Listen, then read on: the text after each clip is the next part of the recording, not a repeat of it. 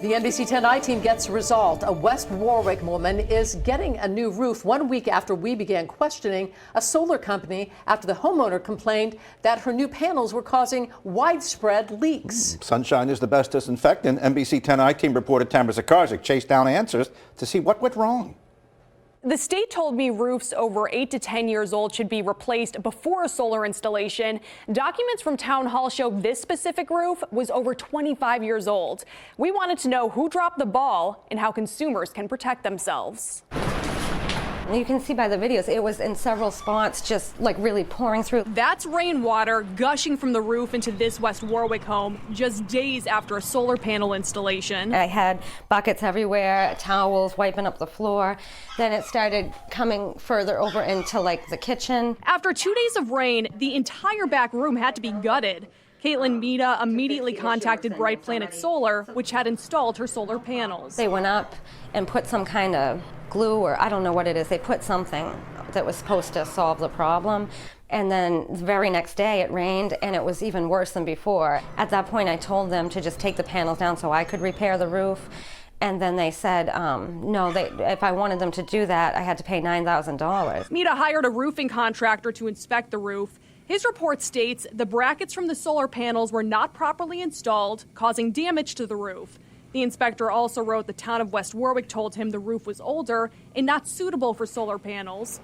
West Warwick issued a stop work order shortly afterwards, and the panels were uninstalled, creating another mess. The day that the solar company eventually came and removed the solar panels, the homeowner tells us shingles were left on the ground. After that, I tried getting in contact. No one in charge at the company has responded since then. Until the I-Team stepped in, after numerous phone calls and emails, the company agreed to do a full roof repair, but all of this could have been avoided in the first place. Did they discuss the condition of the roof with you at all? No, not at all. Meda received an REF grant from the state for the solar panels, which includes a consumer form confirming the condition of the roof had been discussed. And then there's a grant. But with the dozens of pages of paperwork, it's an easy line to miss. Should her roof have been inspected beforehand? That's a very good question, and it gets asked a lot. Yes. Absolutely. I think, unfortunately, it falls on the homeowner. James Cambio is the building code commissioner for the Department of Business Regulation.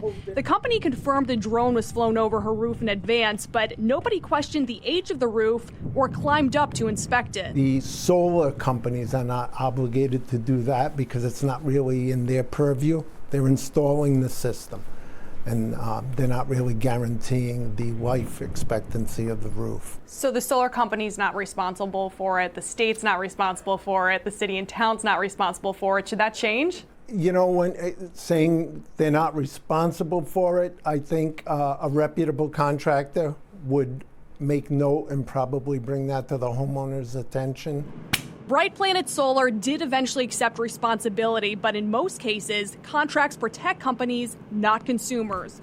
A clause in Meda's contract states the company will not be held liable for pre-existing roof conditions, whether they're known or not. Should wording like that be a red flag? It would be to me. Again, I think the homeowner needs to pay attention to those kinds of caveats in the contract. If you're looking to install solar panels, number one, don't sign with the first company that knocks on your door. They should check 2 or 3 different companies, see what's included in the contract. Are they going to do that roof analysis? You know, who do they have for the structural analysis?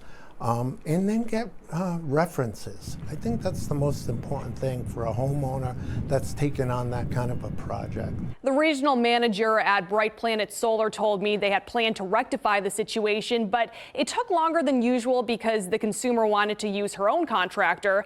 The bottom line is, if you want solar panels, you should really do your research and read everything before you sign it.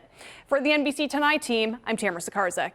Hi, everyone. It's Patrice Wood from NBC 10. Thanks for checking out the NBC 10 WJAR YouTube channel.